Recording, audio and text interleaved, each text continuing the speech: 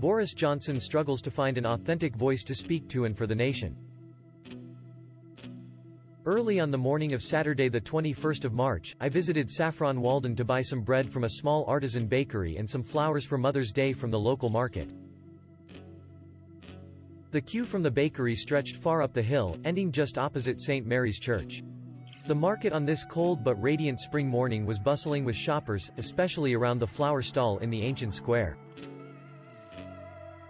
It could have been any typical Saturday morning, except that some of the cafes were closed, and those that were open were serving only takeaways. Scenes such as this in Saffron Walden were being replayed across the country last weekend, especially in parks and recreational spaces, as people ventured out. As if they could not quite believe what they were being told about the pace and severity of the unfolding health crisis. We were still in the period of the phony war. The news from Italy and Spain was increasingly bleak, but our Prime Minister had been telling us only a few days before that we should have this thing beaten in 12 weeks.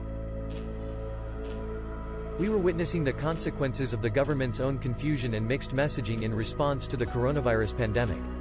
Boris Johnson is, by instinct, a libertarian.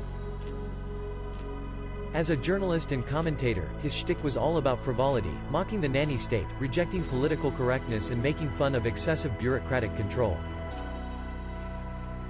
He is a fluent and witty writer, but I have never read a column by him that has impressed me with its moral seriousness, or made me change my mind, or re-evaluate what I thought about something fundamental.